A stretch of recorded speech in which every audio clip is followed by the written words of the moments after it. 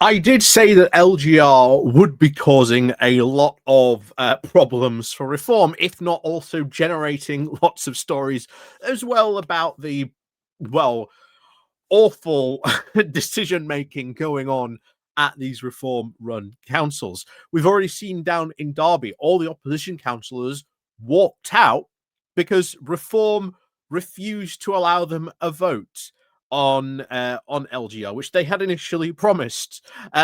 Mostly because, as we've said multiple times on this, whenever we've discussed LGR, always comes back to the fact every single other party that knew they were going through LGR at the time, it was always like, yeah, this is LGR, this is our plan, this is sort of what we want to do, this is what they were running on during, the last local elections back in May.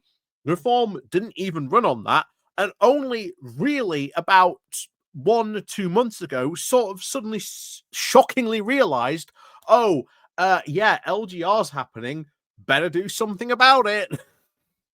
Which, of course, is going to have some interesting ramifications, probably maybe later down the line. But as I said, going to be causing a lot of problems, or at least, questions, scrutiny, which should be raised about how these decisions are made, why they came to this particular decision, what is going on, and of course, what is happening. As always, reform do not like scrutiny. So what happens when, let's say, George Finch, the youngest council leader, decides to go, hey, this is the LGR, this is what we're going with.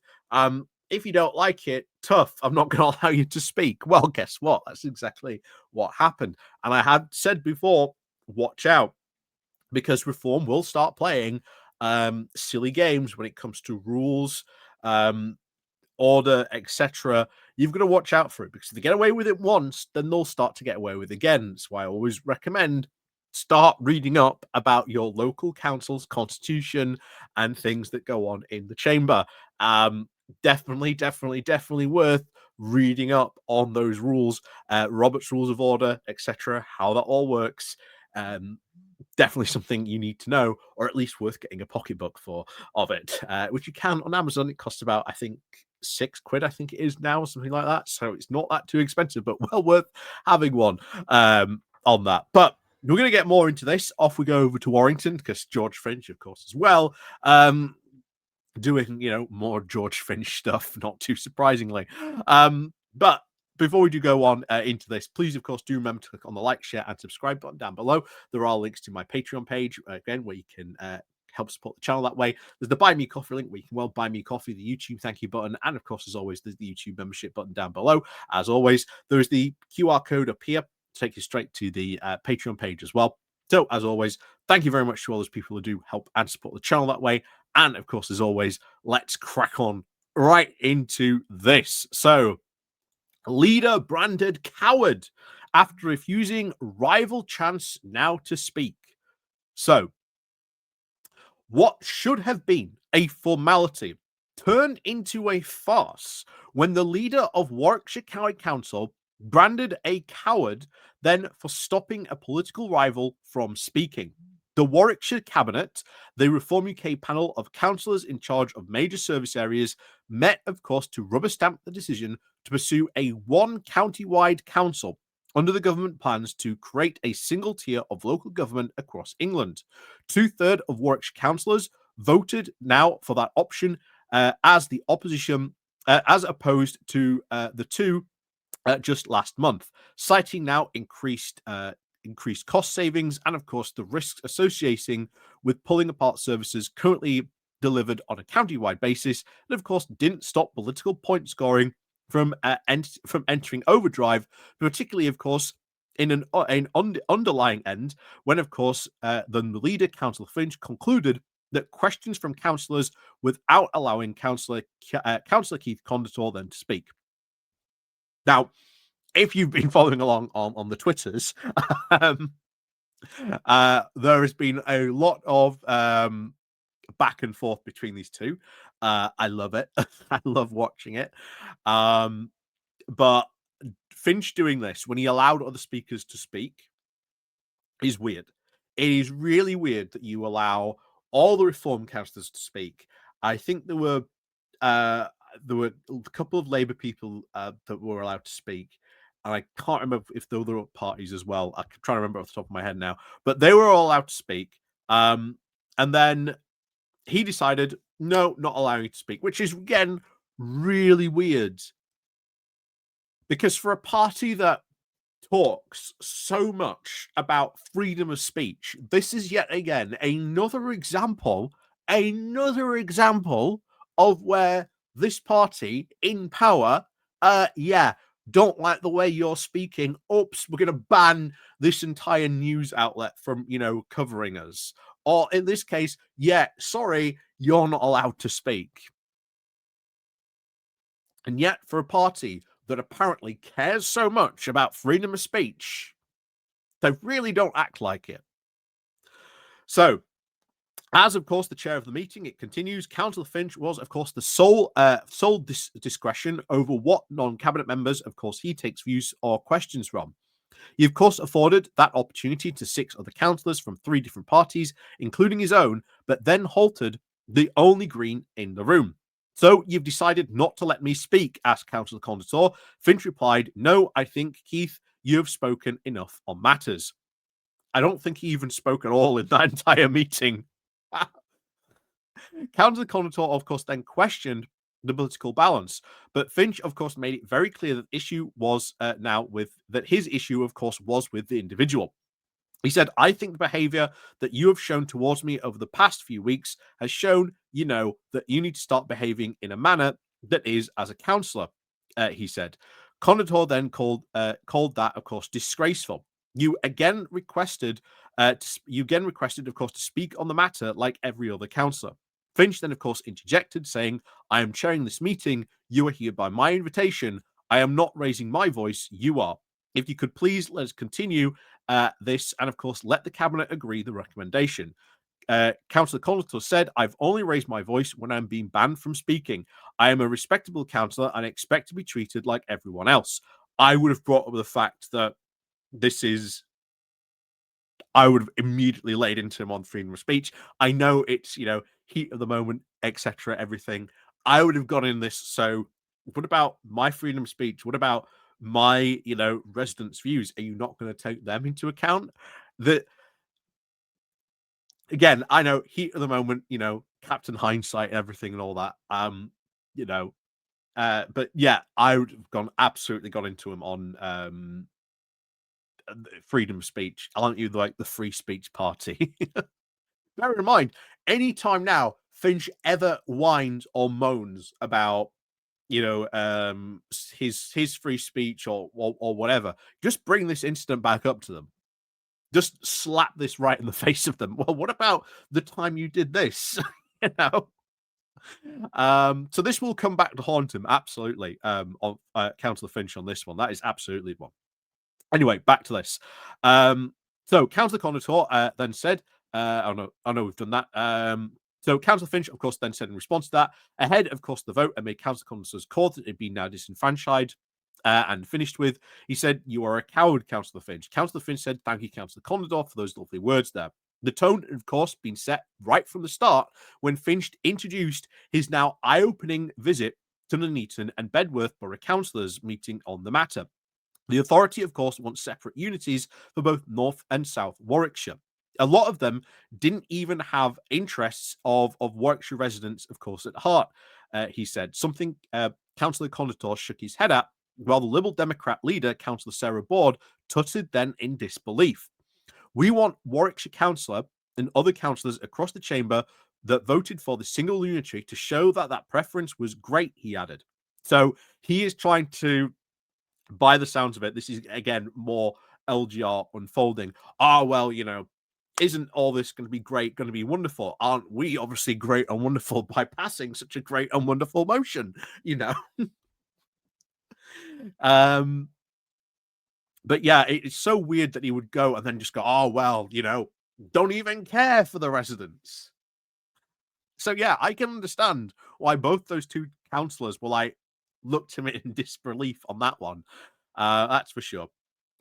As a pushback, I would absolutely go into his area and ask his residents what they think of their council and their councillor and what's going on there. I wonder how he might respond to if there was a video made about that, just to hint there, guys, of what you can do to push back on that. By the way, make it cross party. Get your Liberal Democrat pal Sarah Broad involved in that as well. That would be just make it even more sweeter because on that one. Anyway, back to this. So he then, of course, then continued. He reiterated that, of course, he wished, of course, it never happened, but vowed, of course, to make the best of it, advocating services now being delivered, of course, by one Warwickshire-wide council. The deputy leader and, of course, the portfolio holder of finance, Councillor Stephen Shaw, then declared that there was now only one option, repeating the county council's assertion that it would make over £68 million difference over the next 5 years to the two councils before getting political. 30 councillors were, of course, very united and believed that Warwickshire, of course, should stay together and look after the people. The Lib Dem point of view seems very selfish. The rich, of course, from the south against the poor from the north, which is, of course, very bad, he said. Portfolio holder and, of course, customer for localities, Councillor Mike Bannister, then weighed in. They said some people, of course, still want to opt out. They say, of course, it doesn't suit them. The timing, of course, is wrong, or they didn't, of course, want change. Leadership, of course, isn't about ducking decisions. It is about trying to face them squarely, he said.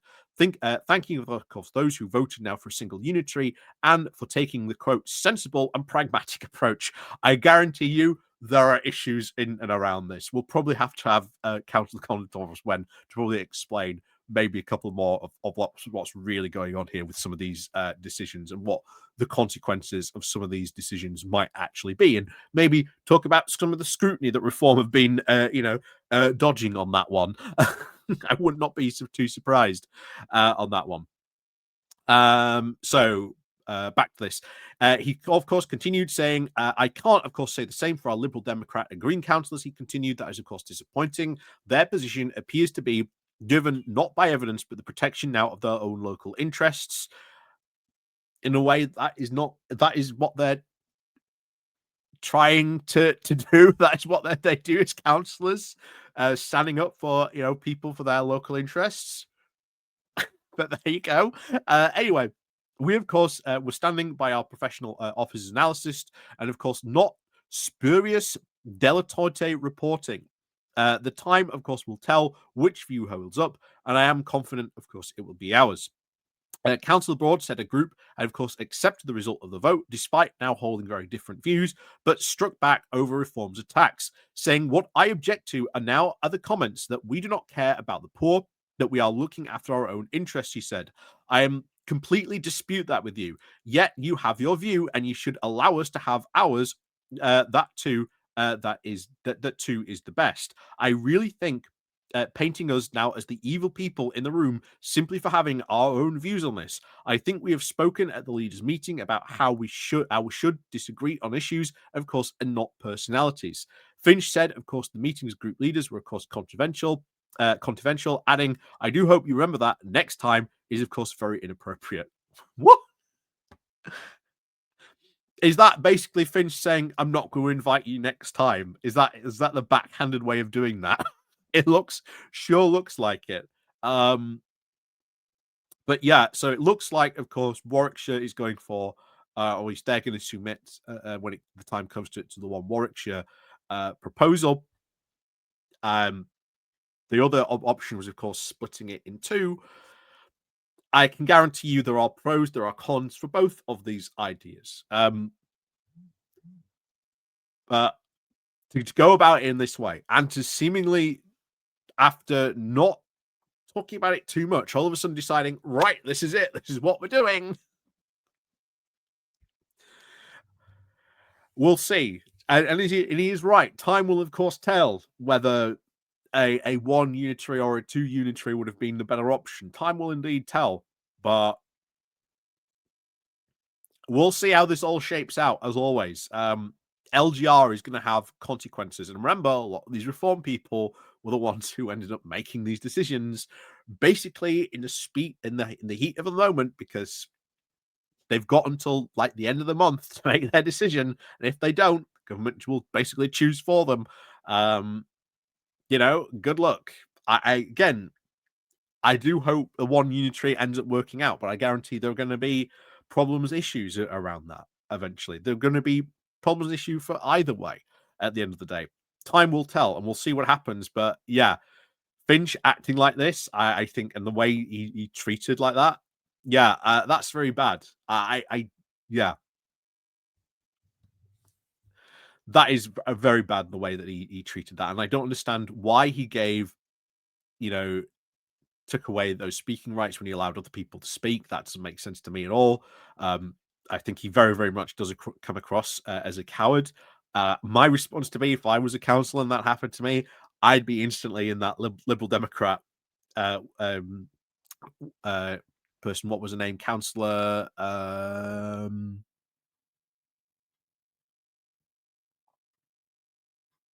That was it, Councillor Broad. That's it.